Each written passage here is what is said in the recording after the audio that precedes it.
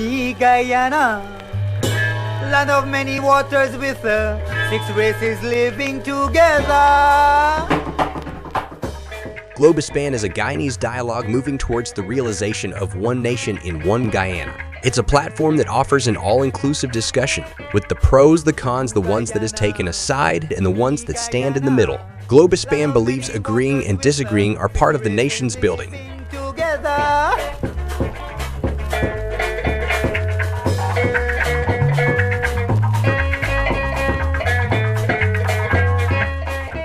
Globespan believes that every Guyanese voice is part of the nation's building.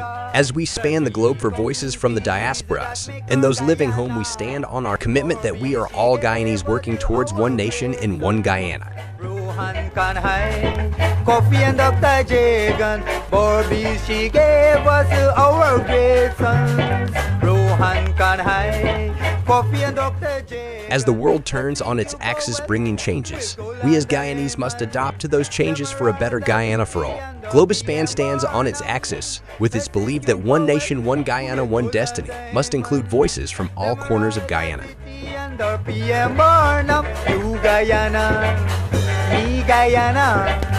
of many waters with 6 races living together.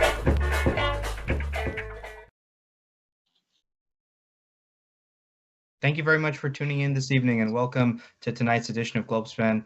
I'm Rusad Ramgopal. I'll be the moderator for tonight's discussion, where we're going to be focused largely on the issue on everybody's mind, the Guyana-Venezuela, the border dispute controversy, the aftermath of Maduro's referendum, and what it means for Guyana. We'll both discuss aspects of domestic policy and foreign policy, but obviously there'll be a larger focus on what it means for Guyana overall in the context of its future. We are joined tonight by a distinguished panel. We have Mr. Vincent Alexander, a commissioner of GCOM and chairman of the IDPADG, Dr. Betaram Ramarak, a political scientist, author, historian, and educator, and Dr. Ivala Griffith, the 10th Vice Chancellor of the University of Guyana, political scientist and author, and he's currently at the Center for Strategic and International Studies in Washington, D.C., CSIS, which is a very prominent think tank. So we are all thankful for our panelists tonight, and we look forward to hearing their perspectives. I'll give them a chance to give some opening statements right now regarding their view on the challenges facing Guyana and regarding this Venezuela referendum and aftermath. So I'll start first with Dr. Griffith. Good evening to you and to colleagues on the panel and to viewers and listeners.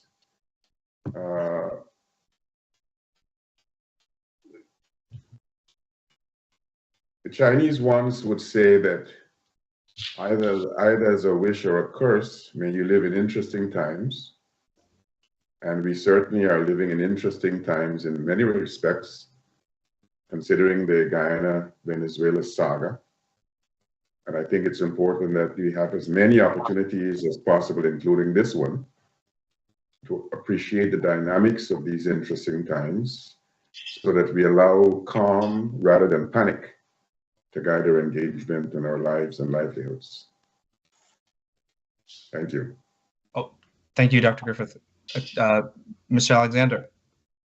Well, indeed, I agree that these are interesting times, times which situation which poses a challenge, both to the manner in which the people of Guyana and the government of Guyana conduct their affairs at this time in the face of this challenge, as well as a challenge in terms of how the international community deals with the matter in an area which has significant geopolitical significance for various forces at this point in time. So I think both on the internal front and the international front, we are challenged, but at the center of that would be the people and government of Guyana as to how they're able to navigate the situation both internally and internationally. Thank you, Mr. Alexander. Dr. Ramarak. Well, good evening. I would also echo the same sentiments, but I do want to say a couple of things. One is that, this is I guess you could say, a tough time for Guyana. And I think I speak for all of us here on this panel here today to say that, we are all united. If you look at the map of Guyana, we could echo that sentiment that, we are Guyana, and every inch of Guyana belongs to us, whether we're looking at, from the north to Marijuana, all the way to the south to an area called Kanashan, or whether we're looking, from the Pacaraimos on the western side to the east to the Corinthian River. So I'm hoping that we don't come off tonight in any way being unpatriotic. Now, having said that, if you are studying international law, the first course you may take, you may come up with a Latin phrase that says pacta sunt servanda, which basically means that when you sign an agreement, right, you have to respect the agreement that you sign. And as far as I'm concerned, from 1899 to, I would say, around 1962, when Venezuela approached the General Council of the UN, that would have stand, that principle applied. There's an interesting piece that's written by a fellow named Bastel Ince, who looked at the period from 1962, when this issue came up again, to 1966. And we can get into that, but at some point. But basically, I want to end by saying something which, in a sense, translate to what we do in Guyana. We always want to take what we say here and apply it, to the land of our birth.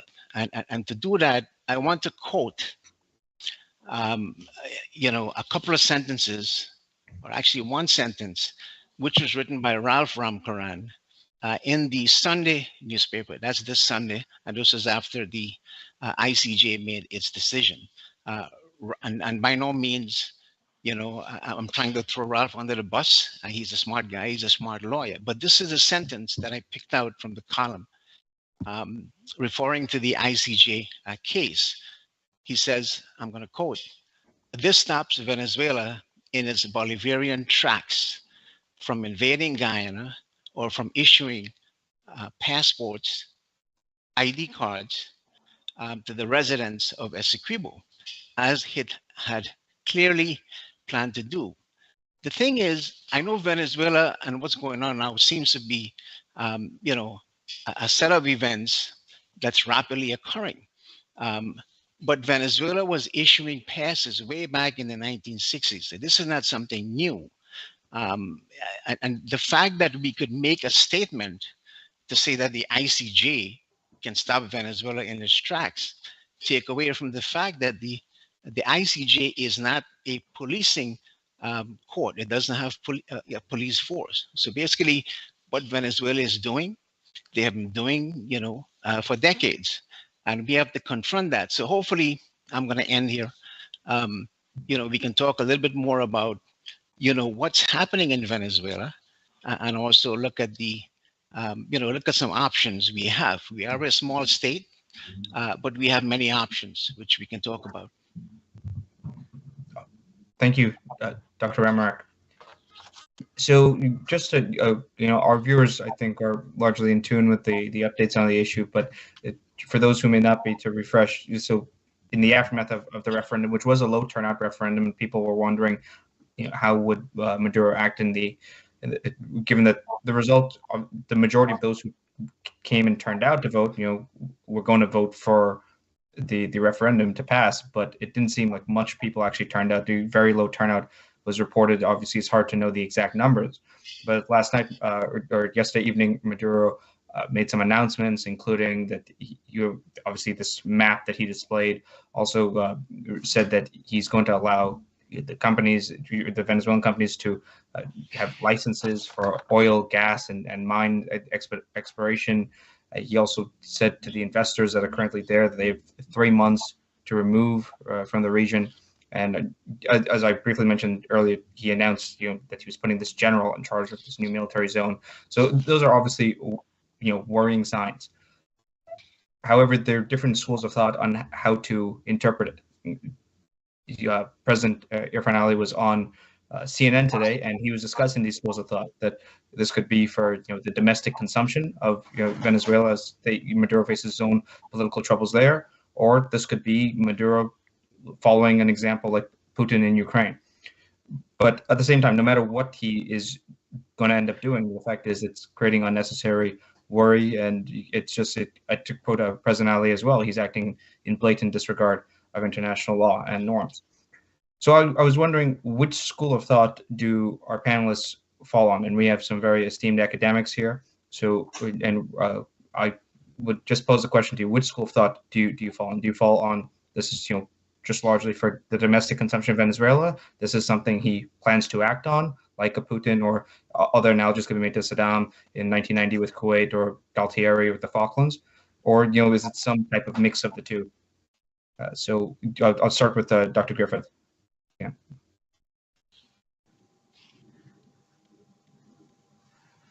There are very few pursuits by leaders in whatever region of the world you want to focus on that are one-dimensional. Maduro's pursuits, the Venezuelan pursuits in relation to the Guyana controversy, also is not one-dimensional. And for me, I sense a domestic dimension and an international dimension.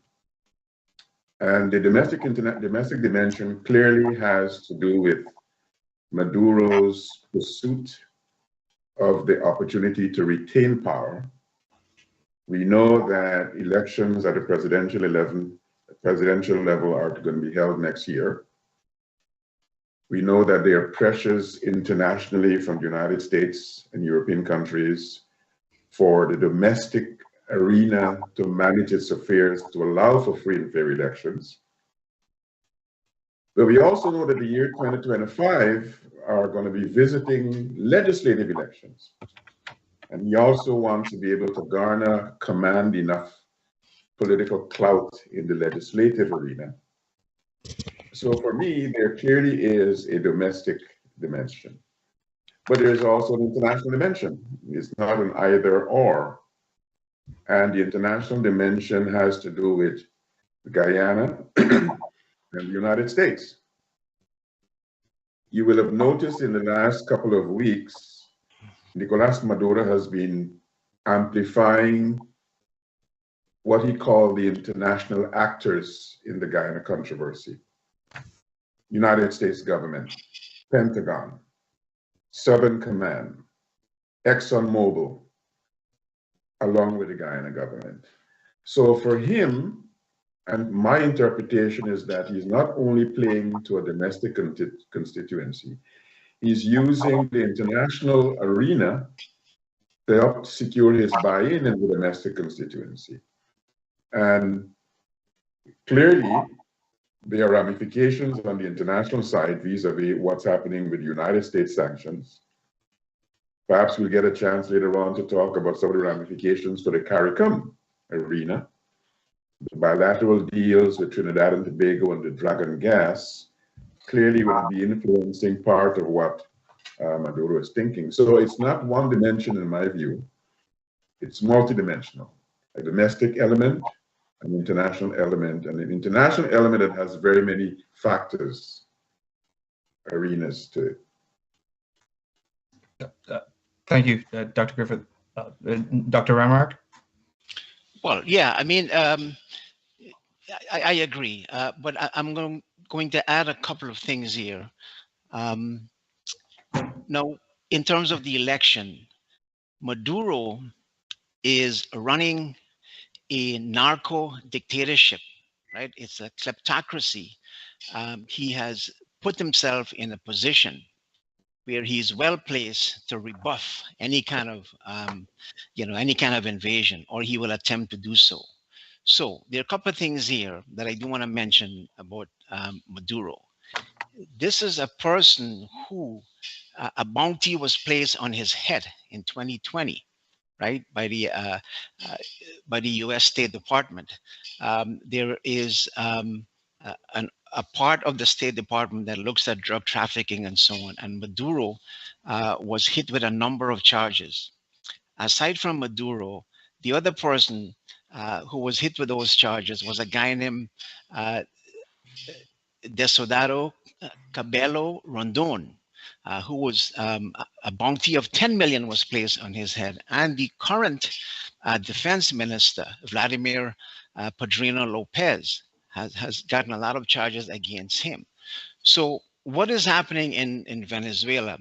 If you're looking at the whole issue of election and what's going to happen next year, I think in Maduro's mind, he's convinced that there is really no place for him to go. And so therefore, he has to maintain himself in power. He's got, I believe, what, 33 ministries. About 14 of those heads of those ministries are members of the military, right? He's well connected, well placed. So here you have a situation where a guy who, in his mind, a fellow who was once a bus driver, a Chavezista, you know, who has made it clear that he's not going anywhere because he knows if the election is free and fair, he's going to be in a heck of a lot of trouble. And I think what is important for us to understand is there's also some dynamics that are taking place in Venezuela. Many of these officials who are involved in the military, right, they're connected with drug trafficking and so on. So these folks have also pledged their loyalty to Maduro. They're also connected to a terrorist organization from Colombia, which is known as FARC. In fact, the leader of Colombia today was once a member of FARC, which is a terrorist organization. So you've got that, and you've got cartel of the Sons as their nickname. These are members of the military who are well entrenched. So basically, their goal is to enhance themselves. There's this very good article written in Foreign Policy a couple of years ago, where the argument was made that these guys don't care about what happened, but they do want to maintain themselves in office and in power. So what Maduro has done is he has set himself up in a situation where he knows that there is one issue that unites all Venezuelans, which is that idea that Guyana Essequibo, as they call it, the former Zona en Reclamación, is now going to be the 24th state of Venezuela. That's what he wants to do, right? He wants to make that a fait accompli. So he has taken steps, again, to come back to this whole question of election, to ensure that there is really no opposition, right? Machado, who was the person who could have likely beat him in that election, charges were brought against her. She can't run for the next 15 years. Before her, there was Juan Guaido. So therefore, what Maduro is trying to do is to set himself up in a situation that he at some point is probably going to try to negotiate, right, with the United States, with the oil company, with Guyana. That's a possibility. But at this stage of the game, it's saber rattling. And he knows he can do it because, you know, they can have a referendum. That's their internal, internal thing. So that's what they choose to do. So internationally, he's playing a game, right? If he loses election, which is not going to happen, he's going to be there for the next 6 years. Right, he has a relationship with CARICOM nations, right? In fact, Venezuela has observer status with CARICOM, right? But Venezuela also has, as Ivla was mentioning, it also has dispute with Trinidad, especially in the deep south, you know, over the continental shelf. So the problem is Venezuela under Maduro is so entrenched that internally there is very little opposition to him because they have controlled all of these different territories, right? Whether it's Monagas, where many Guyanese went across the border, or Sucre, or in Caracas, or wherever. So he's got firm control. Right. So, and he's got many of the opposition figures who would have opposed him don't have a strong base in Venezuela. So he has set himself up there. So the question is, what happens next? Well, I think what we have done in Guyana is we've seen a process where, at least at the diplomatic level, you've got an outcry. You've got the ICJ case, which buttresses, Guyana's position. Obviously, in fact, I think what Guyana should do now is to try to move up the date for the next ICJ case with Venezuela. But the point is, I think we have done a pretty good job at the regional level, right? At the international level, I saw on CNN today, President Ali established contact with, U.S. Southcom, which is a military complex that looks at what's happening in Latin America. So I think he's looking at all the bases. I'm going to end here. So there's that regional dimension. There's also that international dimension. And hopefully we can talk about the national dimension of what this all means. Thank you, Dr. Ramarak. Mr. Alexander. Yes, I think that one has to remember a very, very simple postulation that foreign policy, more than often, if not all the time, is a reflection of internal policy.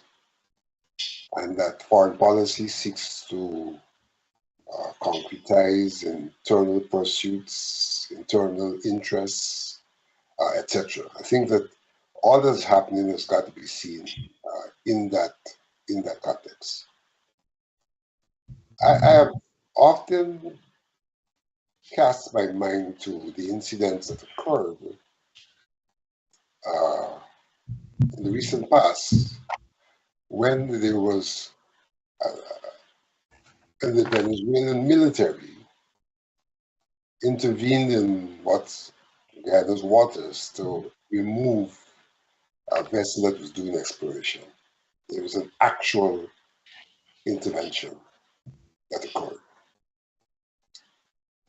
And based on that, I asked myself, what are the factors that may have influenced the way in which the government of Guyana,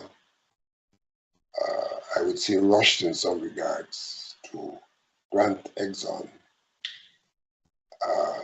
the rights of exploration and the license. And there seemed to be some nexus between defense and the granting of those licenses. And one would wonder whether the continued behavior of the government, among other things, and I want to stress among other things, may still be associated with that attempt to ensure that we are in a position to defend our territory. And when I speak about defending our territory, I would submit that whilst Venezuela may be claiming all of Essequibo, that I think Venezuela thinks its better chance of pursuing its objective is in the maritime area rather than on land. And again, I'm saying that as partly manifest by what they did in the maritime area. And we see that in terms of the maritime area, they made a declaration using the land boundaries as the basis for saying this is our maritime area as well. And that is really where the oil is. And I think that Venezuela probably thinks that it's easier to maneuver into, take possession of, exploit the maritime area than the land. So though the claim is initiated in relation to the land, the real focus may in fact be the maritime area. And that brings into vogue the whole question of that controversial matter of a channel being granted by Guyana. Now, in pursuit of his objectives, as a politician who wants to stay in power, he obviously needs to have some control over the people of Venezuela as a part of that effort. And therefore, what he's doing is an attempt to disarm, demobilize the opposition in Venezuela so that he can, in fact, pursue his quest to retain power for various reasons. Some has been mentioned already. And to use this whole argument of territorial matter to mobilize them. And they too unequivocally said that, the territory belongs to them. That's one issue in which there is no division, though there is division on how do you go about dealing with the matter. So he has embarked on a course of action to mobilize the Venezuelan people behind him, a mobilization which could lead to a number of things. Depending on how things pan out, it could lead to him arguing that it is not prudent at this time to hold elections, and that helps in his cause. So that's one of the things he's probably looking for, a contention that can't have elections at this time because of the issues which we face with. And so he doesn't have to face the opposition.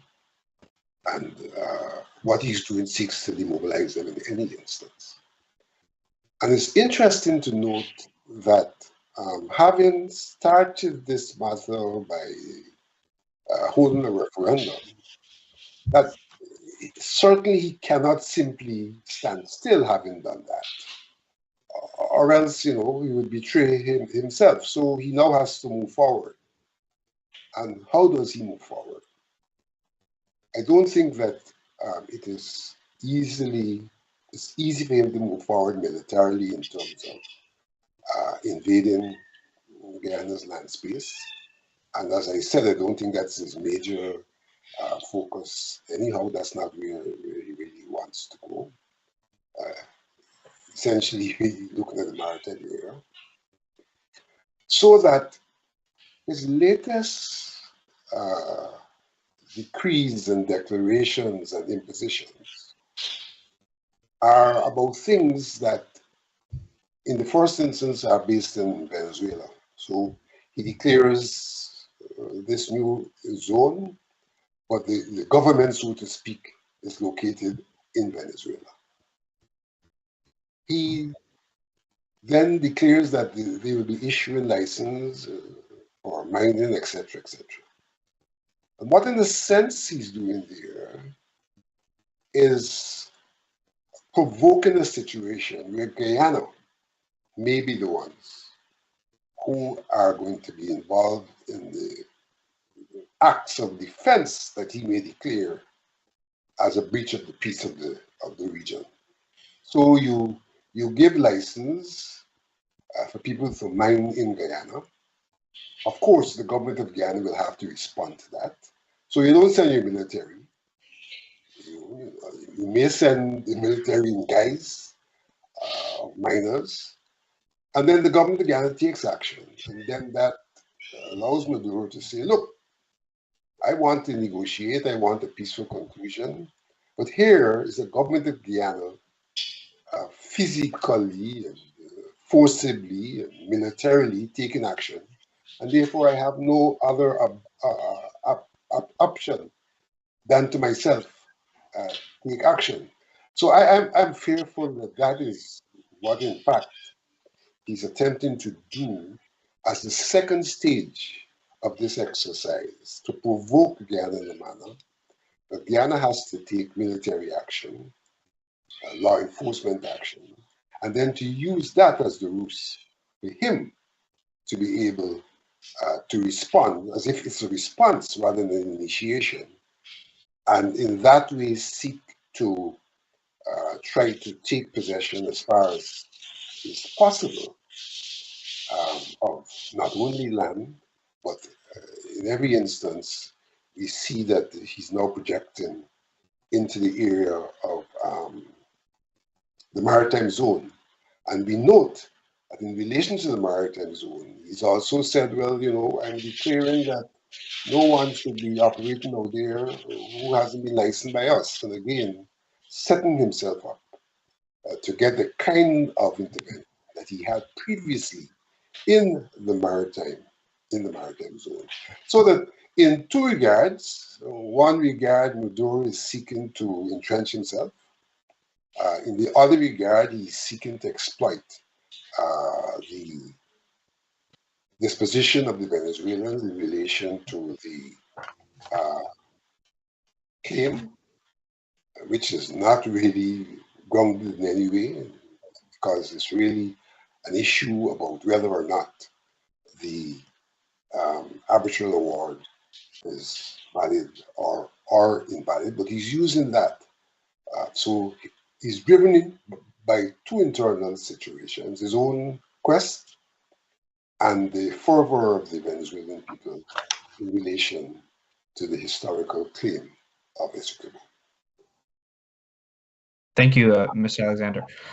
So, you know, obviously, tonight's discussion focuses both on the foreign policy aspect and also what it means for Guyana domestically, which I think Mr. Alexander and also Dr. Ramarak provided a transition for.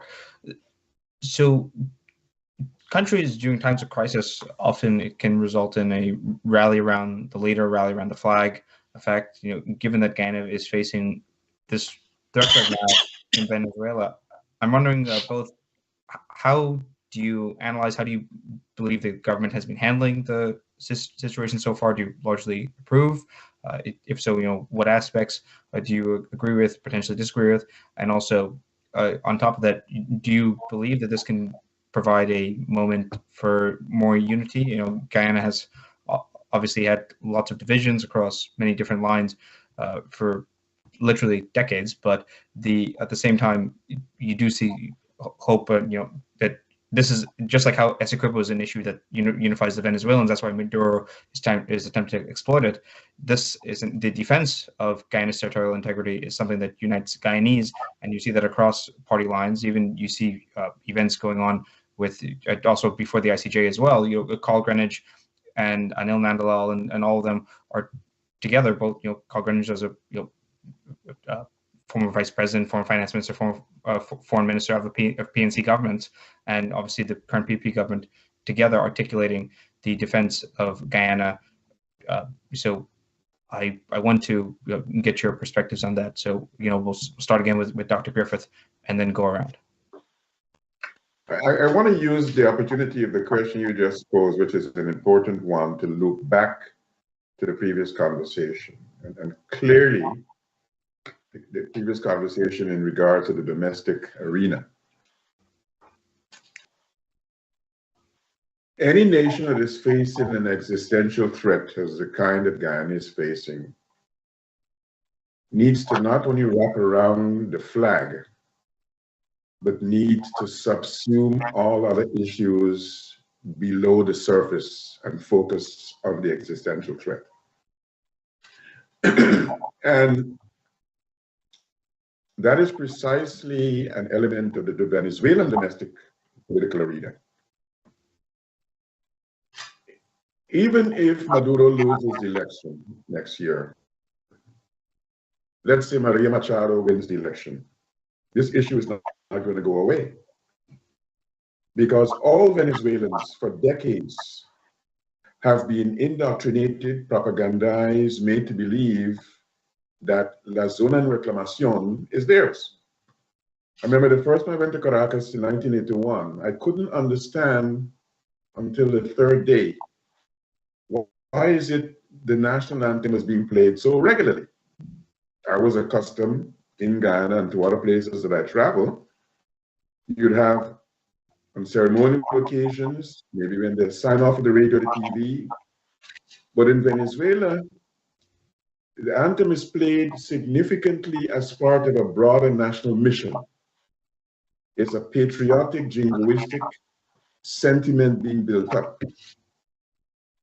The maps of Venezuela in Venezuela, so La Zona en Reclamación. The educational materials in Venezuela, Zona en Reclamación. So yes, there are domestic constituency elements that would require in Guyana, subsuming all the other issues below the surface and deal with this national existential threat. But the same thing is happening in Venezuela. I saw an interview today on French television, Maria Machado. She said something quite significantly. When she was asked whether she participated in the referendum, she said no, but the Essequibo belongs to us. She's not abandoning that sentiment of the claim to Essequibo. If you look at the position of Enrique Capriles, the opposition leader for much of Maduro's term in office, Capriles has the same view. One of the things that I did in 1981 when I first went to Caracas was to interview a guy who was then in opposition, later became president, Herrera Campins. El territorio de Essequibo es nuestra. So the domestic constituency in Venezuela is solidly behind the flag, even though there may be political issues, even ideological issues. This issue of La Zona, what they're now calling Guyana Essequiba, has a national broad sentiment. And we will be foolish in Guyana to put domestic, political, and other issues in the matrix, in the mix, as we try to manage this existential threat. I think it's important that not only Guyanese stand in unison on this matter, but that the political constituencies in Guyana come in one accord, be of one accord in managing on this. I'm not going to exercise any judgment on how the government is doing. As an analyst, I've written some things that are complementary, but some things that are critical. And I think it's an opportunity for governments, wherever they are, not to be so puerile and see criticisms of their actions as real-time opposition. The criticisms I've offered in writing and on media, radio, and television have been intended to say there are issues beyond the political judgment of one particular government. And if you can get many voices offering suggestions, those voices should be taken for what they are, not partisan, but national. Thank you, Dr. Griffith. Dr. Ramarak? I think you may be on mute. Sorry. Absolutely. Yeah. We started out talking about the fact that this situation in Venezuela goes back to the 1960s, mid-60s. My brother studied in Venezuela, and one of the most famous book that all Venezuelans have read is called Desde el Orinoco hasta el Essequibo, meaning that they are being indoctrinated. And guess what year this book was published? 1966. So there is a tradition there, while we are putting our president's face on our exercise book, in Venezuela, they have the map showing Guyana Essequiba on their cuadernos, right? So we've kind of missed the boat to a certain extent in trying to grapple the situation. And again, I want to come back to that 1962 to 66 phase, where this whole notion of opening up this discussion again, and again, I'm not allocating fault to anyone. I think the fault is equally, we can spread that around. But once that situation became a reality, it's like the sword of Damocles, hanging over our head, and we're trying to deal with that today. But there are a couple of things I just want to mention, and I know you raised an important question. I'm not trying to dodge it.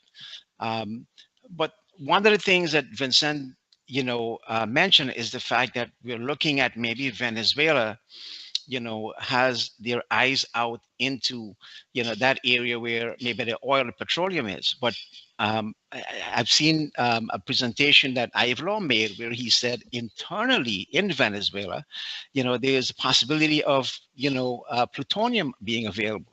But on the land itself, most Guyanese who left Guyana, and again, we were looking for petrol, some were going backtrack to Suriname, those who went to Venezuela, they went to that state called Monagas, which is an oil-based state, right? So there's tremendous amount of resources on the land itself. Now, I'm not sure about this, but countries do have, maybe one of, our guests can correct me. Countries have, according to the law of the seas, you have that exclusive economic zone where you can mine underwater, right? For whatever resources are there. I don't know if for sure, if you extend that part that Venezuela is claiming out into the sea, if there is oil there. I don't know if exploration was done there, but I want to come back to to what we're talking about here in terms, of us going up against Venezuela. That's not going to happen. You're looking at a country with 28 million people, 4 times our size, a military of 200,000, standing army, probably more. They have, potential to airlift and drop bombs. They have tanks. We don't have that. So our goal as a small state, as I said before, we do have options, right? And we can exercise some of that. And we can use to our advantage the fact that we have a sense, and we know we can't read Maduro's mind, but we know he wants to stay in power. We also know that the Russians are there, right? We know the Chinese are there. We know the Iranians are there. He has a special relationship with Fidel Castro and Cuba. Right, well, Fidel Castro is gone, but Castro, after a long while, one of the first trips he made was to Venezuela. So it's like a sort of a padre hermano, right? A father-brother relationship that is there. So we can exploit those things, again, as a small state. The Iranians are there because, they have supplied them with oil. We're talking about going to the Security Council. I don't think, in all honesty, that you're going to see any kind of success in the Security Council, because you do have 5, key players there. They all have veto power. I think that veto may probably come from China or Russia, right? But let me come back to the question you raised, and I think that's the question, that's the elephant in the room. I mentioned the fact that there was a crucial period between 1962 to 66. By the way, let me say, I don't think Venezuela will invade, but we don't know what's going through in Maduro's mind. But what we do know is that he will bully us. He has done this many times over. We know what happened in Ankoko, right? Where that's where the line of division was. He has sent troops over to the eastern part, which belongs to Guyana. And I can give you a number of other instances. 1981, Kit Nascimento, under Forrest Barnum, led the discussion to establish the Mazzaroni hydroelectric plant. There was funding guaranteed by the World Bank, I believe. But because of Venezuela's protests, that plan was put aside. But to answer your question, Rusat, about this whole notion of unity in Guyana, again, 1962, 66, there was unity among the political leaders, right, at that level. But that unity did not exist in the sense that, you have information that was shared, right, by both leaders. I think Chetty wanted to be a part of all of the discussion. There was a discussion going back and forth. Barnum says no, then we can include Fenton Ramtahai, but that didn't work out well. But there was unity, as we have now, right, in Guyana at that level. But I think that unity has to translate. We can talk about not a blade of grass. I think Dave Martins need to rest a little bit. But the question is, we need to go beyond that. How are we going to establish that kind of unity that we seek? And that's something that we need to address, right? One of the things and that I don't find, and I don't see our leaders talking about, is this whole notion of how do you create that force that can defend Guyana? When I say defend, I'm not talking about a national army that can go up against. We all know that's not going to happen, right?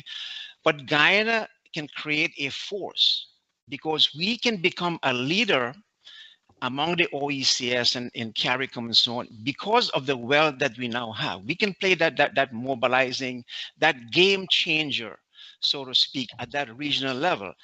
And it also means that we can invest resources. It's not gonna happen overnight into creating that kind of force that you see in places like Israel or maybe Singapore or some other places. So it's gonna take some time, but again, I'm hoping you can press us on this question of national unity, because I think, and I'm going to be very frank about this, when the Black Power movement occurred in Trinidad, Eric Williams understood that the threat to his regime was actually coming from many of the Black soldiers and Black police officers. So what did he do? Then he opened it up to other people to join the security forces.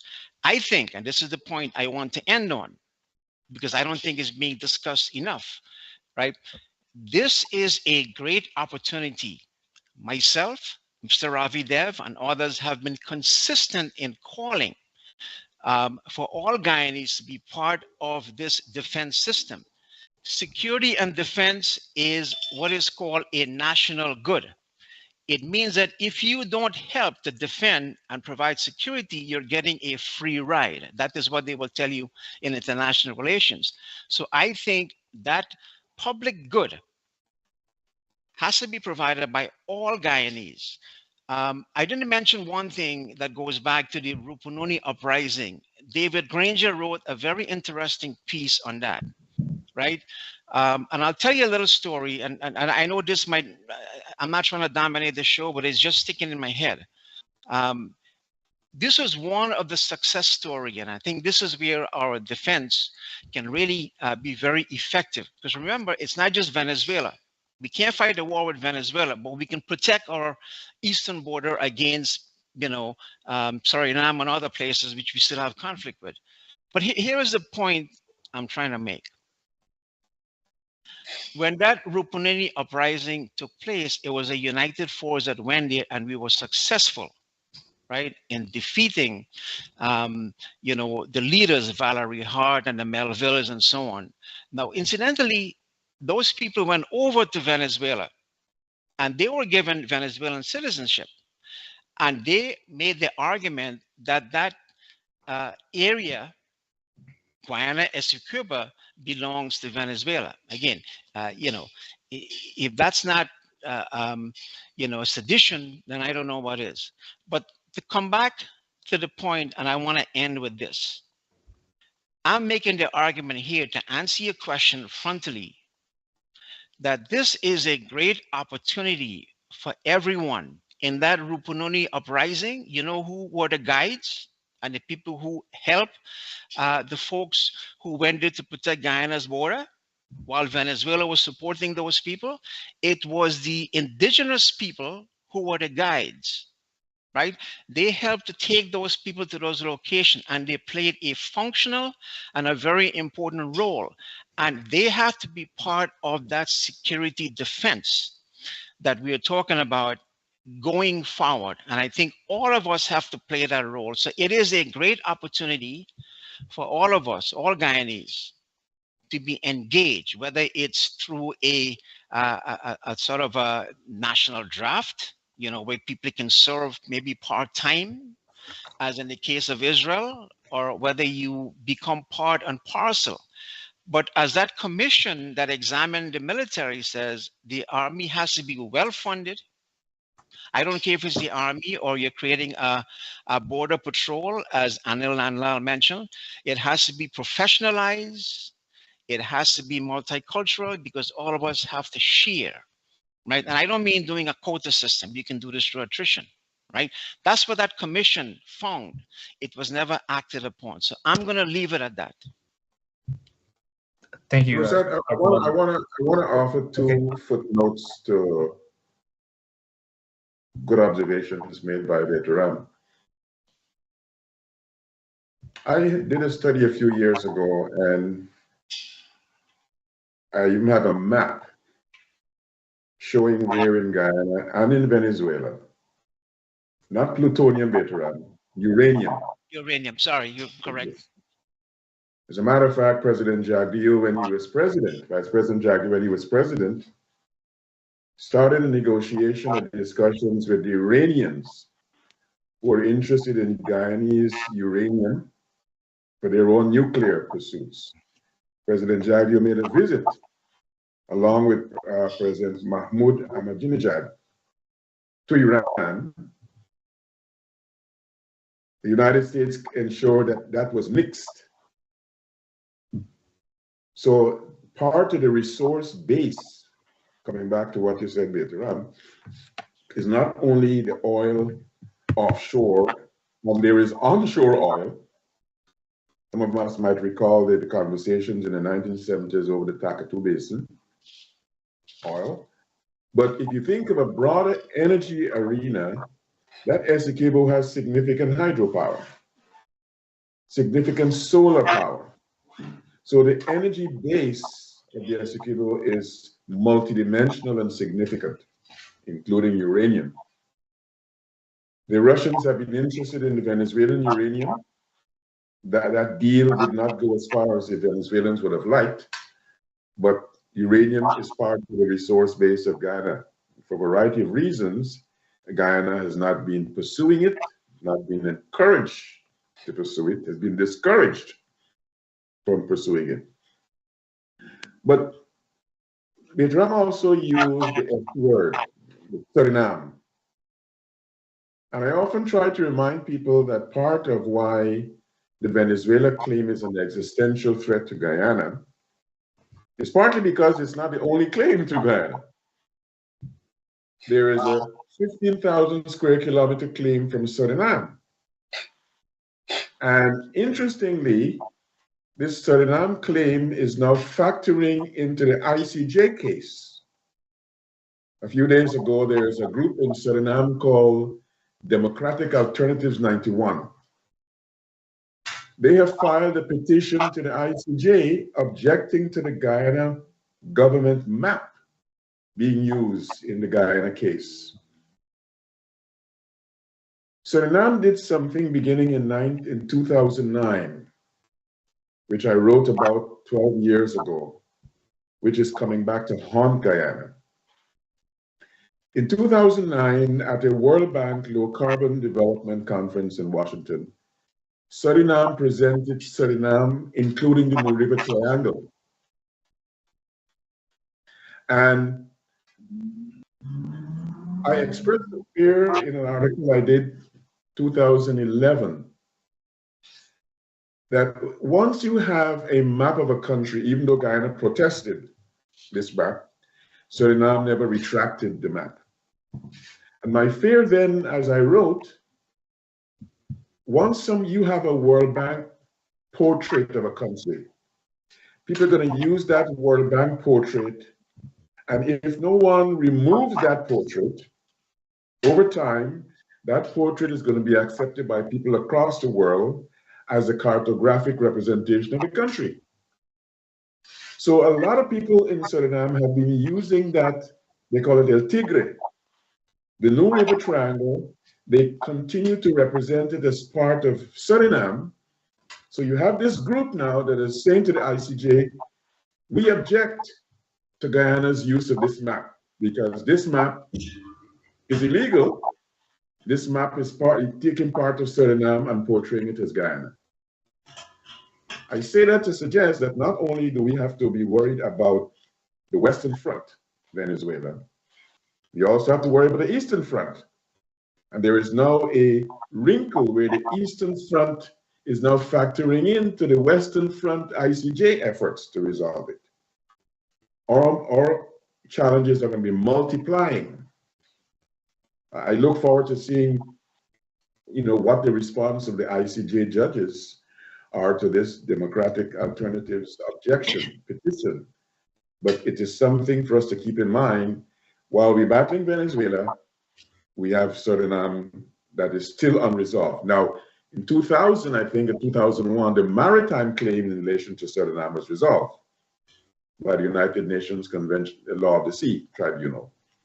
But the territorial, the land component, that New River Triangle is still not resolved. And Suriname has been saying since 2009 in their representation themselves. As a matter of fact, I have my book coming out in a couple of months. I have a map showing of Suriname redefining itself as Guyana. to include part of Guyana as Suriname.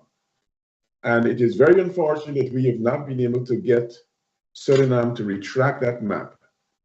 And parts of the world are beginning to use that map, Suriname redefined, including Guyana, as a representation cartographically of Suriname. Thank you, Dr. Griffith. I'm sorry, Mr. Alexander. I was going to go to you, but then Dr. Griffith said he had that brief response to Dr. Ramarak. So, Mr. Alexander. If we're going to talk about unity, there are some elements that are critical. There is the emotional element.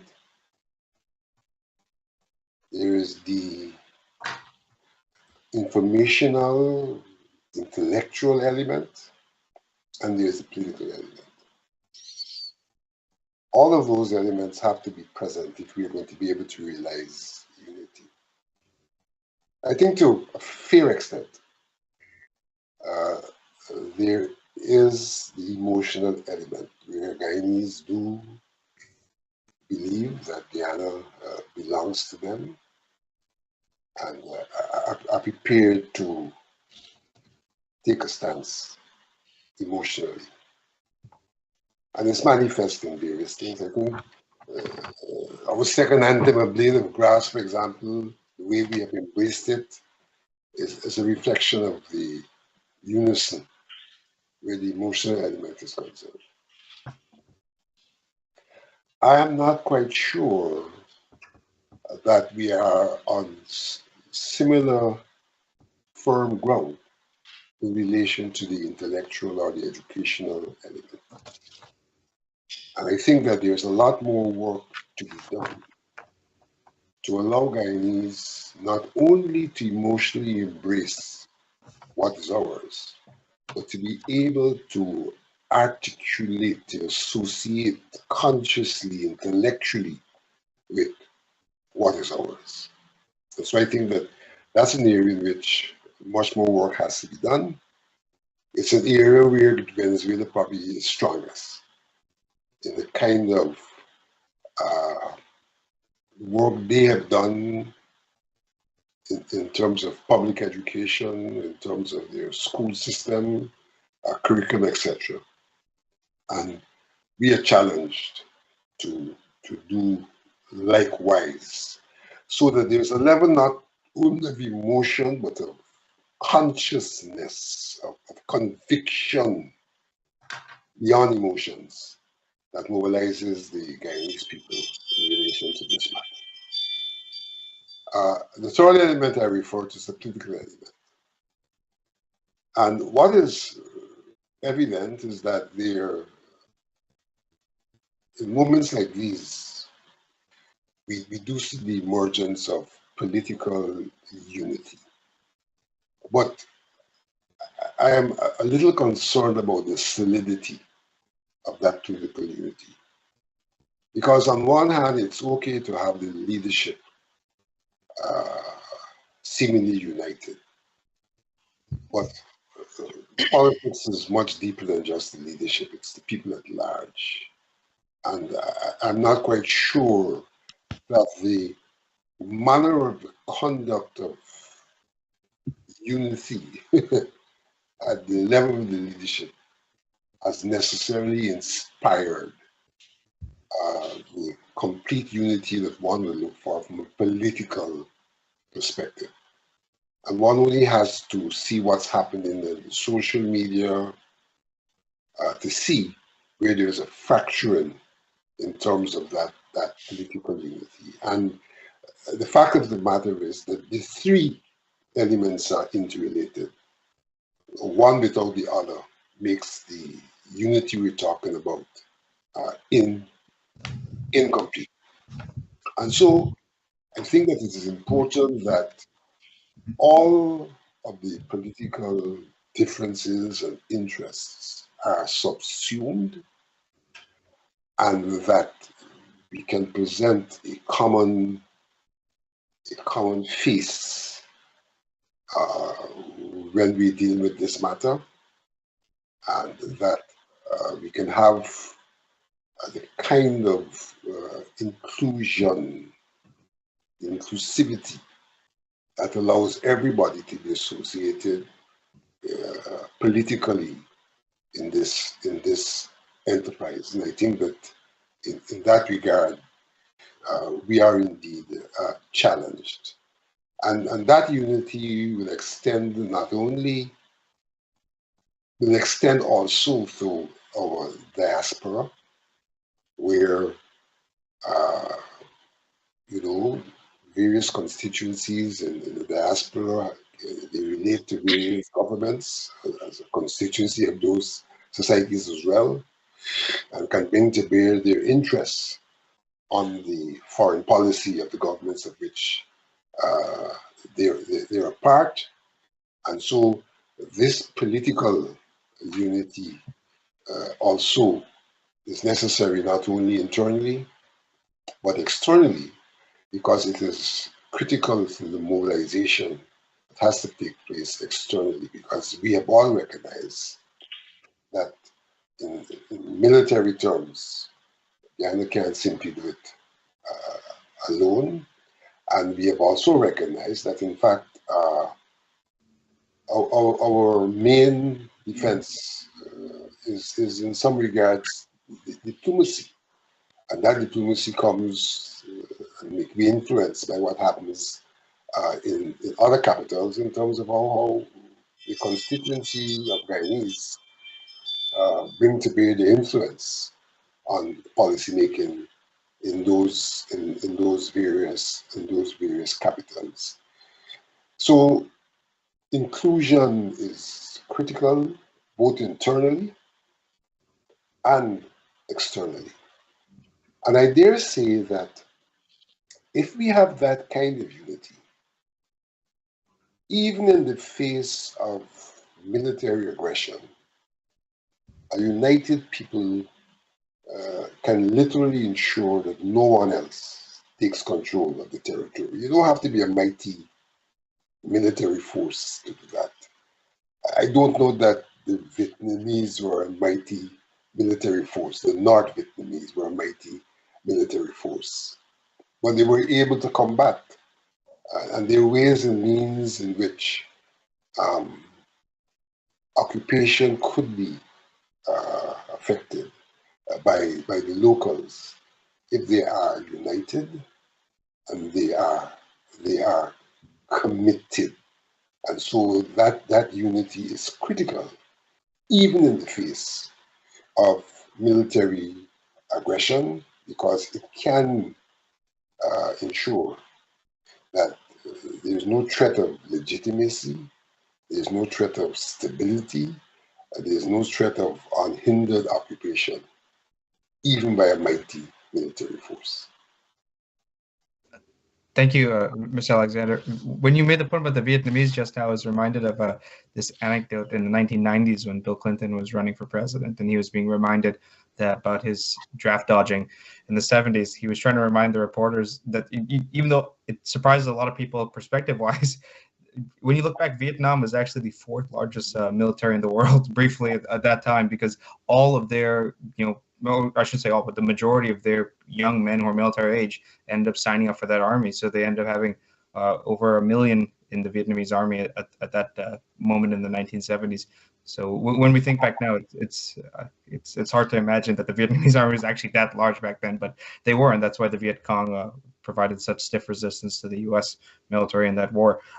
So I have had the pleasure of listening to you all as panelists, and sometimes I take notes about thoughts that come in my head as you guys are speaking, and I always try to strike the balance as a moderator between how much I should give my own perspective and how much I should ask the questions. We have about half an hour left in the program, so I'm going to we'll get as many topics or questions done in the remaining half hour. Just a few thoughts as you guys were talking. Earlier, I think Dr. Ramarak was making some points about Maduro, which I very much agreed. The points you're making about him, he was charged with drug trafficking by the U.S. I think that a lot of that would play into Maduro's calculus, that he is in a very desperate situation. You look internally in Venezuela, the economic and political crisis there. He does face the elections next year. His support, is questionable in some ways, and then his future. Okay, obviously we don't believe the Venezuelan elections will necessarily be the most free and fair, and he'll probably just stay in power. But let's say in some case he doesn't. His future is one where, to quote a former, or paraphrase a former Latin American leader, once he leaves office, he'll either be arrested or dead, probably. And that's something that I think leads to the actions he's doing right now, where when you are in a desperate position, sometimes you do things to stay, cling on to power. And one of the analogous situations that I mentioned earlier, which you could think of now, the military junta in Argentina in the late 70s, early 80s, when they started facing a lot of unrest and they realized their power at some point or another was going to come to an end. That's where you do have, General Galtieri eventually using one of the few issues that united the Argentinians at the time, which was the Falklands issue, just like the Essequibo issues is for the Venezuelans, and saying, I'm going to, try to retake the Falklands. And it didn't buy him that much time in power. I mean, you basically bought him from April to June, but it still bought him a few months. And it was a decision that Galtieri, in the end, thought was worth taking. So I think that's something to keep in perspective with Maduro, that the guy is so desperate at this point that even though it may not be rational, he may end up doing something just irrational to hold on to power, even if it's just for a few months. Because obviously, if you do end up taking military action, it's probably not going to end well. I don't think annexation of the Western Hemisphere is going to be accepted by the international organizations or neighboring or powerful countries in the region. The other points are made about the Venezuelan opposition leaders like the Machados and Guaidos, and how Essequibo was also an issue for them. I think that was important to remind us, because even in many ways, Juan Guaido was actually just as hawkish or even more hawkish on the Essequibo issue than Maduro. A few interesting points were made about Maduro's international relations, his with Russia and Iran and Cuba, etc. I think one of the most interesting pictures I've seen in recent days was actually when COP28 at that summit that was going on over the climate issues, President Ali and Vice President Jagdeo attended. It was interesting to see President Ali meet with President Diaz-Canel of Cuba, because Cuba is one of Venezuela's key partners in the region. So to see President Ali meeting with Diaz-Canel, I would have loved to be a bug in that room to hear what was going on there, because that was probably a very interesting conversation and a conversation worth having. So the trip was probably worth it for that reason, to try to talk to. Again, I also saw them engaging with the Foreign Secretary of the UK, David Cameron, and others. And it's good to see that they are engaging with international leaders, especially on this issue. It shows how serious they're taking it. Now, we're talking about how the government is handling the issue. I think in my judgment, I've seen a lot of positive steps from the president, the vice president. You see them trying to get international attention to the issue. You see them. I thought former president, current vice president Jagdeo's interview with Neil Marks was very informative. But then you also see some other messages, say from the Attorney General, Anil Nandalal, and others, where when you look at it, you're wondering. You sometimes you have more questions than answers. Like, as Dr. Ramarak was saying earlier, you take the UN Security Council route, which is something that the AG Nandalal has been talking about a lot, and even mentioned back again today, talking to, it was an article in France 24, AFP, something like that, and it's talking about how if they violate the ICJ, they're going to go to the UN Security Council. But as we all know, UN Security Council, 5 permanent members. If Russia vetoes in favor of Venezuela, that's going to effectively neuter that option. So it leads to more questions than answers in cases like that.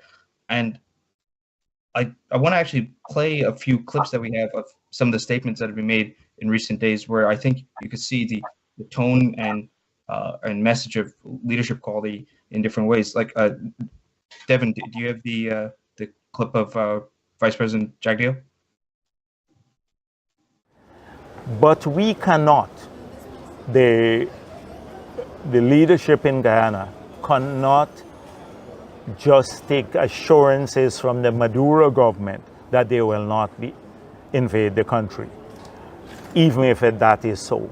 We have to be prepared for any eventuality, and we must not let our guard down or let ourselves be less vigilant.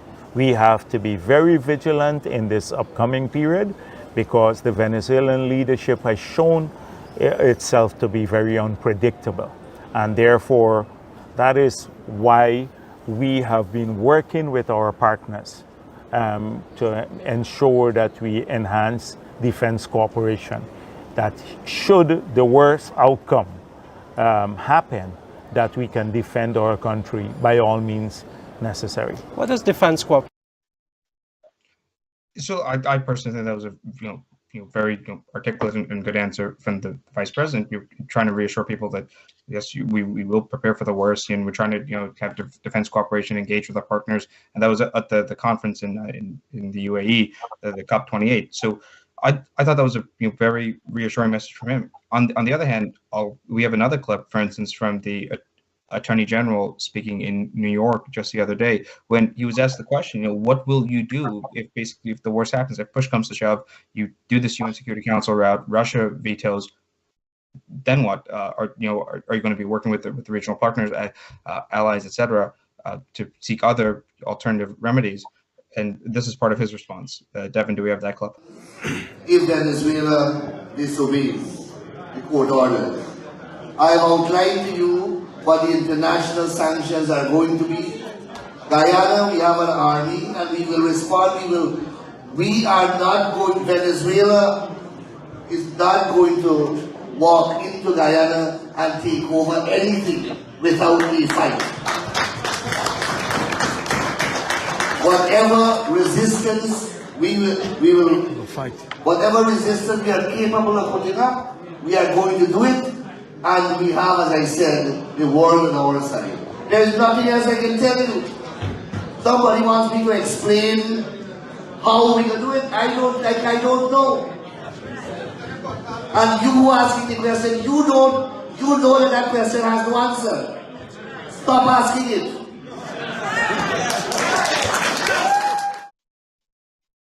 So I think in the end there, you can see a bit of contrast. Okay, you look at, for example, VP Jagdeo in that interview that we played earlier. It's a very, I would say, more of a professional answer, and you could see his maturity and experience there. Whereas, look at the Attorney General. You're being asked a question, and which is a pertinent question, and then the ending is basically, I don't know, or you know that question has no answer, so stop asking the question. No, I mean, in a moment of crisis, I don't think it's ever good to say, stop asking that question. But I think it shows a certain, I think I put this way, I think it's very reflective.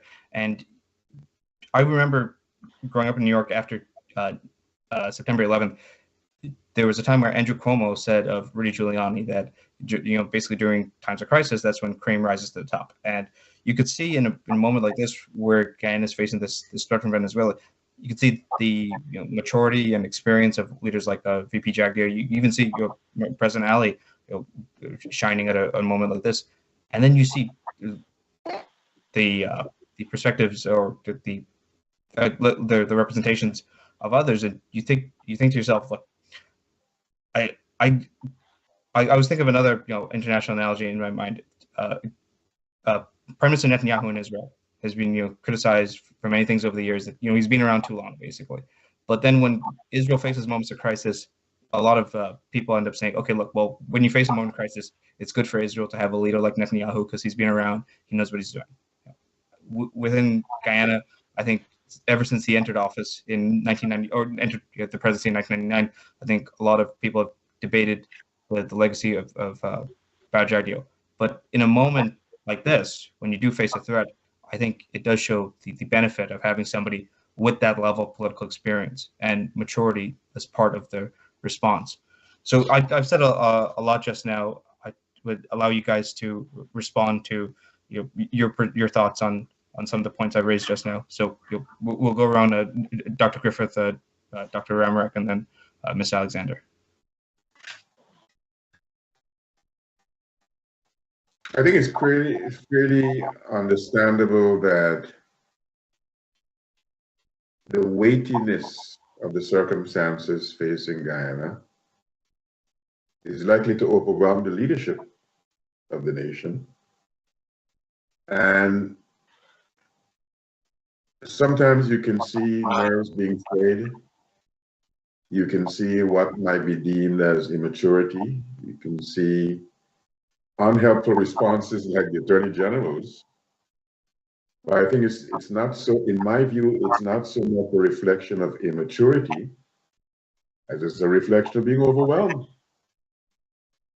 Here it is, a relatively young political leadership in terms of governance since 2020, trying to manage a domestic environment, not an easy domestic environment, trying to do something with the petropower, and having the multidimensionality of the saga that Venezuela is presenting.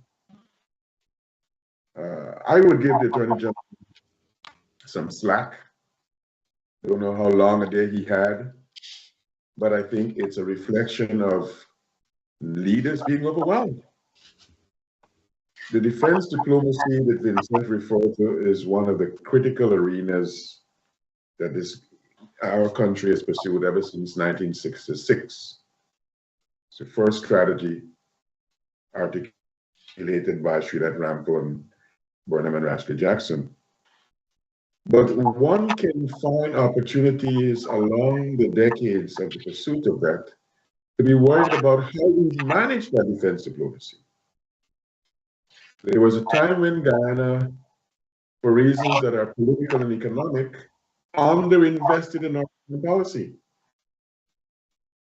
And you don't build up a cadre of diplomats overnight.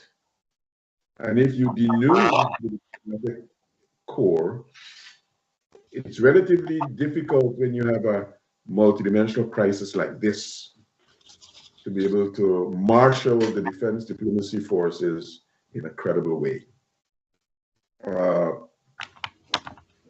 For a number of years, we had vacancies in the high commissions and the embassies around the world. It took us a while to get high commissions. We still don't have anybody in Caracas. Yes, somebody has been identified as going there, but I'm told that the agreement is still not approved. So we've got to use this opportunity to reflect on knowing that this is not going to be a saga that will end a year or 2 or 3 years, because even if the ICJ, as we expect, comes back and says the year 2025 or 26, whenever they finish the case, 1899 arbitral award is valid, Venezuela has already indicated it's not going to accept. And so there's going to be a life after the decision by the ICJ, which means our defense diplomacy will need to be engaged, and I'm hoping it's enhanced, not simply on the basis of what is existing right now. But I want to touch on something slightly different, but connected to observations made by several people.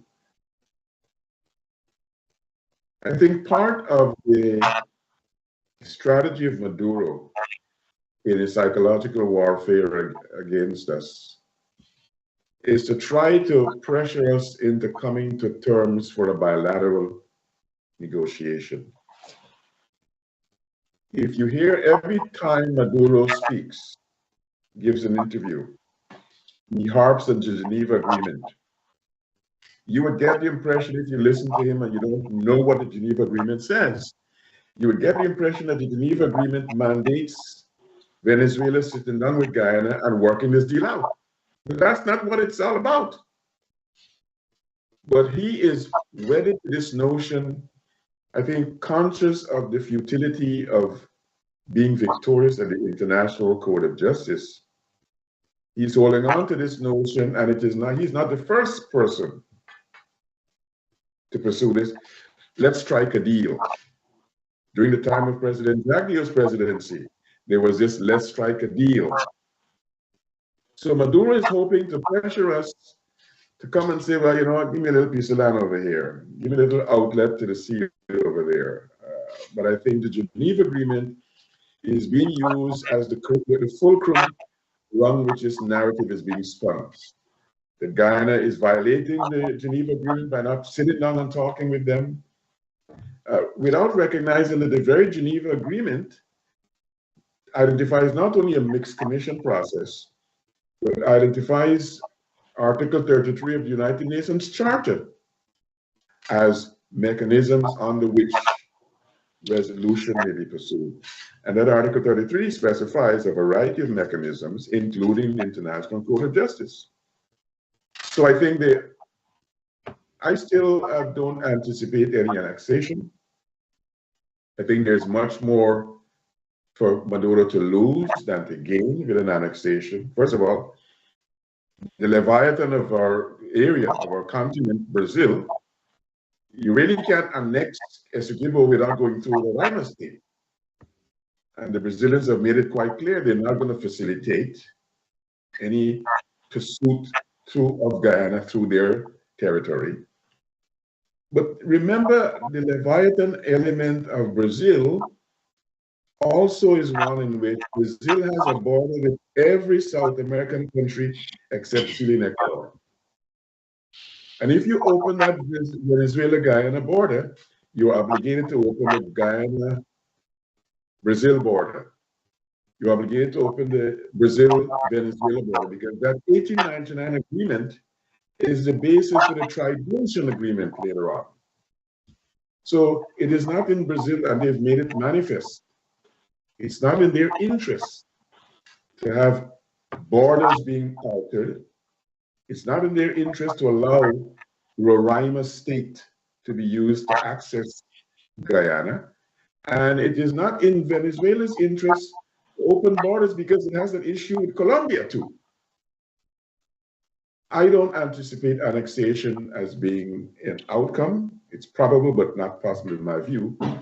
I think they're trying to get a bilateral set of negotiations using the Geneva Agreement as this fulcrum for the narrative, saying that Guyana is violating the agreement because they're not sitting down with us and talking one-to-one, mano a mano. Thank you, Dr. Griffith. Dr. Ramarak? Well, yeah, I do believe that, you know, annexation, again, we can't read his mind, but annexation may be something that's not going to happen at this point in the game. I think Maduro is, you know, behaving like a mafia boss, you know, heading a den of thieves and drug traffickers, right? He wants to maintain office, but he is a bully and he will continue to bully. And I think there was political bullyism, even, you know, military type may come in the form of those skirmishes, right? We talk about, you know, him expelling people out of there on Coco and you know, the 1981 Mazzaroni project. So he'll try to put those pressure on the Guyana government, right? Now, of course, you know, the question is, what do we do, right? In a situation like this, you know, you would have hoped, and I think they have done this, you make the phone call to the, you know, everyone who represents the EU, Canada, the United States, whatever, or make a call directly to Blinken and say, hey, you know, can you come out, you're not just with a statement, but can you do something about this? Because we have a serious threat on our hands. So we are going to be dependent, right? But on these major powers, especially the United States. But having said that, and we keep saying we're not helpless, right? I think now a lot of diplomacy is conducted in secret, right? Which we know. And I think Guyana has to seriously consider ways and means by which we can use multilateral means to put pressure on Venezuela, right? I don't think we can rule out espionage, but again, those things are done, you know, under the table. I'm sure the Venezuelan ambassador in Commingsburg is looking at this, talking to people, collecting information. I would have hoped that we had our ambassador in Venezuela more directly involved in all of the stuff that's going on, would be making statements, but we're not at that stage. And no disrespect to Vanneras Charles, but you know, you would have hoped that that person would be in that position and be, you know, be of faith, you know, be well aware and sharing information with us and the people in government. Having said all of that, and I agree, I don't think annexation may come at this point, and I'm hoping, you're praying that it doesn't happen, because Venezuela doesn't need to do that right now. They're accomplishing everything that they've set out so far, right, that they wanted to do. And I do believe, yes, I agree with the professor here about the fact that there might be some kind of bilateral thing that they're looking at, because Maduro wants, he wants that victory, right? So he can take that back to the people of Venezuela, because they are united on that one single issue, right? The border. But I do have to say, Guyana, as I said, it can be a game changer. We are a small state. We can be a leader just in the same way that maybe Brazil sees itself as a regional leader in that area, right? I think Guyana could be very influential given the resources we will have in the future to get the OECS, the Caribbean states, the RSS, and then the CARICOM, Commonwealth, and so on behind us. I don't think that's going to be an issue, because everybody wants to be, beneficiaries of whatever wealth that comes out of that, of that so-called Dubai of the Caribbean, right? So, but that's gonna, that's a sort of a long-term plan. So the immediate plan would be obviously to rally around the forces of people, right? And I think a central, a pivotal piece to this equation, obviously, definitely Brazil can play a role. Brazil did come out, I don't know if I mentioned this, during the Rupununi uprising, and they've made a statement condemning what happened. Obviously, clearly the United States, and we need to exploit, that relationship we have with this major power, which has tremendous influence over the United States, over Venezuela, sorry.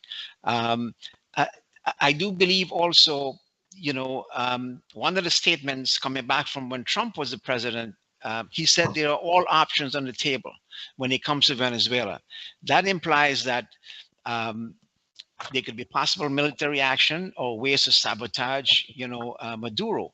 I do believe that the Biden administration, in a sense, because of their weakness and the kind of foreign policy that they have adopted, kind of open up some of the doors to allow Maduro to do what he's doing.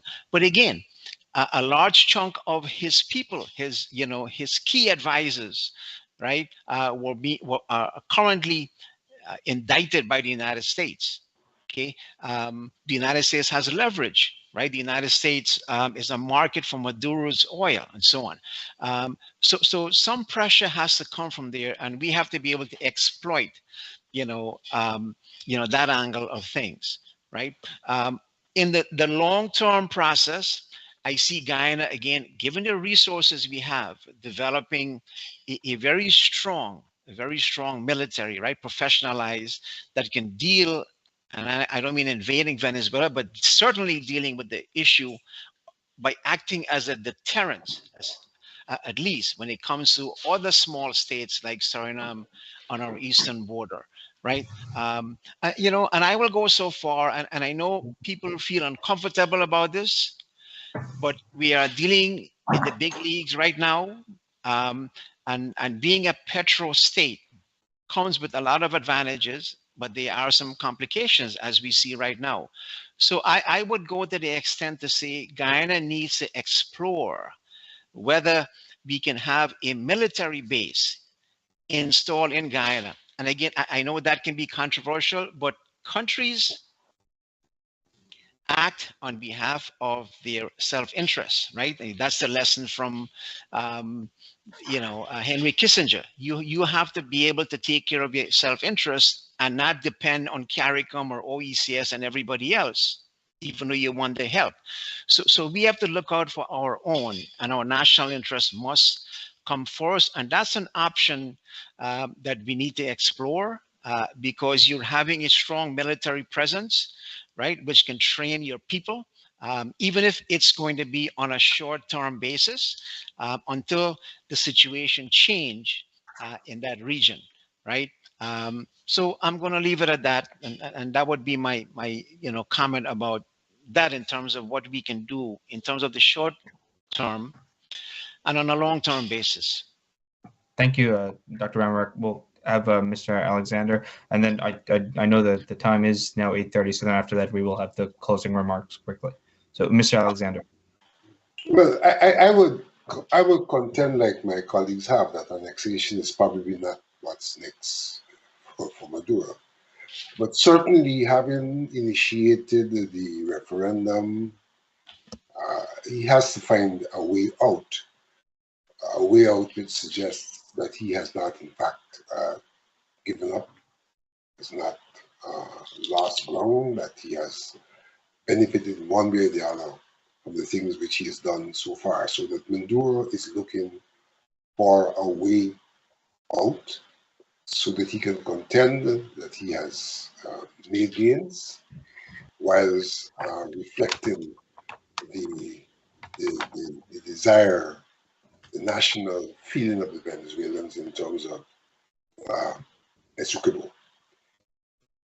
Going back to the point of unity, I think that we also ought to look at unity from the standpoint of the wider Caribbean, English-speaking Caribbean in particular, and that we ought to be making a greater demand on them in terms of the support they demonstrate. There is a whole question of the regional security mechanism which is in place, which could be called upon to be active and evident in this time of crisis as things evolve. So I think that too, in terms of when we talk about unity, we see unison of action beyond the boundaries of Guyana among our allies.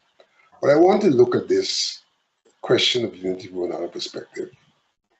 I think that Guyana has a moment that it can exploit. We have seen the kind of standoff which has taken place between and probably among the political forces after 2020, where they have literally refused to interact with each other. And I think that this situation provides an opportunity for the political forces to come together without necessarily losing their mileage in a manner that goes beyond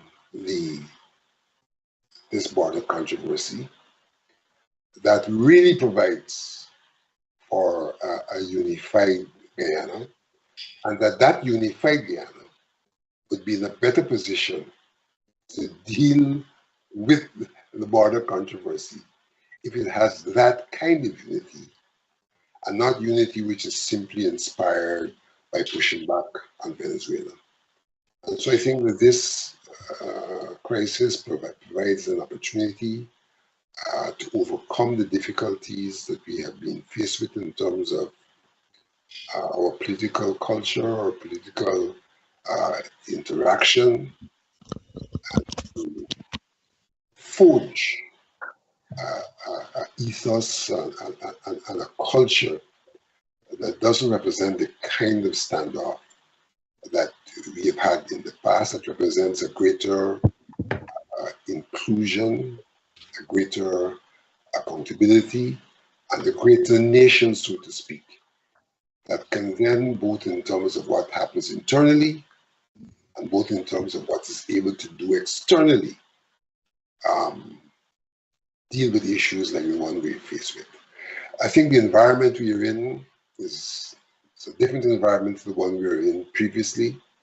We've heard about the problems we've had with the hydro in the Mazaruni, which the Venezuelans objected to. We've heard about the issues we've had with the OS in the past when the Venezuelans again objected. That climate has changed. We are well into relationships with the World Bank and the IMF and these international bodies that no longer gives Venezuela the kind of leverage that exercised in the past. So we have a different climate, and what we have to be able to do is to exploit that climate to its maximum. And the exploitation of that climate can well benefit from the way in which we deal with those elements in unison. Thank you, Mr. Alexander. So I'll just make a few final points, and I'll have you all give your closing remarks. So we wrap up not too late for our wonderful producer, Devin. So again, it's been a pleasure to listen to all of your points. I do agree with most of what has been said.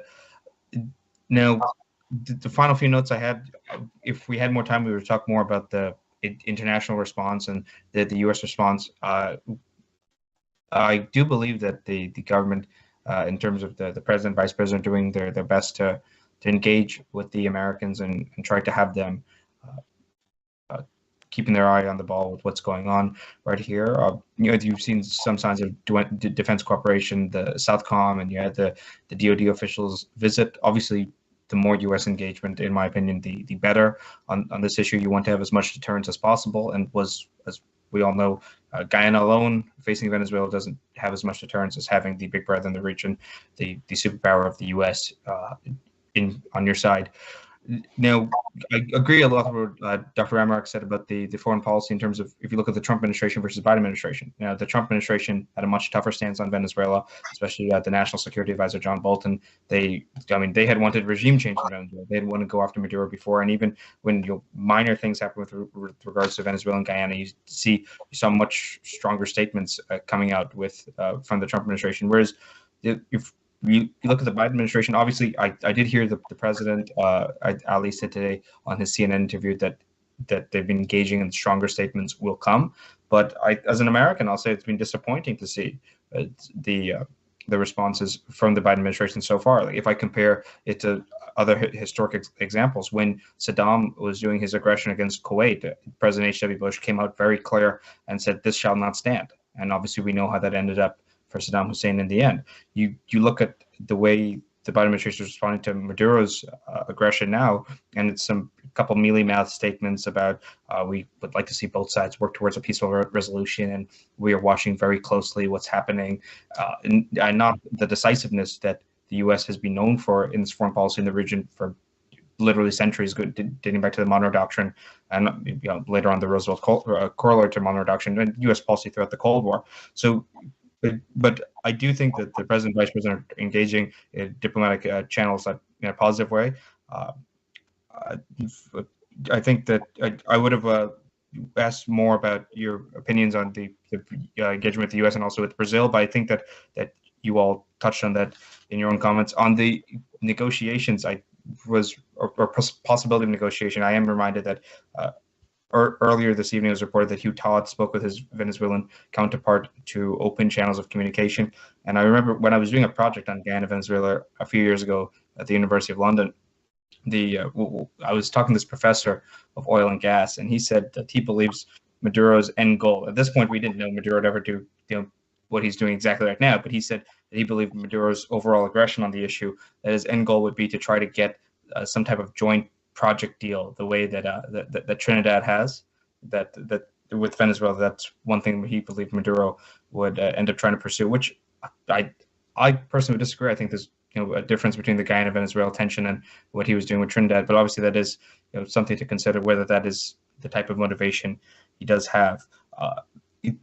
Someone mentioned social media earlier. I was going to say that I think one more important thing for our audience, and especially those in Guyana and those in the diaspora as well, to remember is we have to be careful. What is the information we're consuming on social media? I saw earlier today, there was reports of this helicopter and what was happening with this helicopter, and people were spreading it like wildfire on social media. And that's one of the problems with misinformation, that they were trying to say as if the helicopter was attacked by the Venezuelans, when you just wait for the update, that, okay, no, it had not escalated to that point. It was bad weather and other things like that. But people have to be careful what information they're consuming and how fast they're spreading it. Social media is both a good and a bad in many ways. I think I've said my piece, but I will let you all give your brief closing remarks, and then we will wrap up the program. Thank you very much again. We will start with Dr. Griffith, and then Dr. Amarak, and then Mr. Alexander, and we'll try to keep it brief so we can close on time for Devin. I'll just make one final, and then I have to go reset because I'm running late for another commitment. I think it was Vincent who mentioned the regional security system. The regional security system that Guyana joined last year operates under the aegis of a treaty. And that treaty has a mutual assistance provision that is triggered if one country is attacked, if one member country of the ROC is attacked. I took the opportunity a couple of weeks ago in part 3 of a series I did for Oil Now in reproducing the provision of that treaty. It's Article 4. And so RSS member countries will be obligated to come to Guyana's assistance if Guyana is attacked. Now, we know that the RSS forces are not large, but there is as much symbolism as there is substance to having 8 of your brothers come to your assistance. So one of the geopolitical dominoes of an annexation effort will be the triggering of Article 4 of the RSS Treaty, meaning that the other member countries, Barbados, St. Lucia, small forces, some of the RSS member states don't have defense forces. They have SWAT operations and police forces. But Article 4 will be triggered if there is any incursion in Guyana by Venezuela. And gentlemen, it was wonderful, and I have to go and look forward to further conversations. Safe travels, Vincent. Thank you, Dr. Griffith. Take care. Dr. Ramarak. 2 quick points. One is, speaking of social media, there was something I saw where somebody was saying that, maybe we need to expel the Venezuelan ambassador from Georgetown. I certainly don't share that view, and I think that would be tantamount to, promoting aggression. So, we can send our messages through the ambassador. So, but that is something that, that people promote on social media without thinking, right? But I do want to end with a story, which has to do with the Rupununi uprising. This was, and there's a message here which I'll get to. This event, this military operation, which was very successful. In fact, at the end of it, I think it was Barnum who said, it will continue and Venezuela will act like an imperialist power. And we see that here today. But that operation was led by Colonel Ronald Pope, right, which is very successful. We talk about the fact that the Amerindians were involved as guides and so on. And those people were expelled, and Venezuela did support that rebellion. But there was a shining moment for our troops, right? And I hope this come out in a way that I'm trying to make the argument that unity, the whole question, that we're talking about, which is important, is the theme of this message. When Barnum began to reform, the defense force and so on, and this story was told to me by a military officer. One of the things he did was he was going to let go Joe Singh, right? Joe Singh was actually, I believe, a lieutenant in that Rupununi operation, right? That successful operation. But it was the person who came after Ronald Pope, Brigadier Clarence Price, who said to Barnum that, look, Joe Singh is a guy who has been very much involved. He's a strong leader. He went personally to visit the homes of people, who were under threat. And he was very much involved. And he said, look, you can't do that. And I think that's a shining example of a moment, where you have that level of unity that we're talking about. So my goal, my hope is that we see a lot of that being promoted. And I'm going to end by saying what I said before, that this is a moment for the folks in power not to make any excuses anymore, because defense, right, and security is a good for all Guyanese, and every Guyanese have to participate in providing those public goods. And it's a great opportunity not to sit behind a wall or do things under the table. Come out frontally and say, look, we need to look at the composition of our armed forces. We need to look at the professionalism of our armed forces. We need to look at the budget that our armed forces are getting, and we need to make sure that defense force become a very powerful force, a modernized force that can take care of the especially smaller skirmishes, right, and act as a deterrence for Guyana. And I'm going to leave it at that. Thank you, Dr. Ramark. Ms. Alexander? I think that what is necessary in our circumstance, on one hand, is that we work towards a complete isolation of Venezuela in terms of geographical isolation and in terms of isolation in terms of relations with other countries and with the international organizations. So that's one thing I think which is necessary for us to do in pursuit of our objective of defending our sovereignty and territorial integrity. Second thing I think I have spoken about already is the question of internal unity, because I think that is critical in being able to fend off Venezuela in any and every form. But the third thing I want to say is that throughout this discussion, absolutely no mention has been made to the impact of Venezuelan refugees, Venezuelan economic migrants into Guyana. I don't think a lot of us recognize that much of our border is with Brazil. And in fact, Venezuela only has access to approximately 1/3 of the border area of the territory which they claim in. Access to 1/3. So 2/3 they'll have to come through Brazil. And they have access only to 1/3 through the Latin area, more or less, the Brunei area. Part thereof, not the entire, and the parts of Region 6 and Region 7 and Region 8. And what are we going to do about the influx of Venezuelans across our border at this time? Bearing in mind that one cannot predetermine what Maduro may be doing in terms of trying to populate the claimed area with as many Venezuelans as possible, and the kind of espionage that can take place if they are within the territory.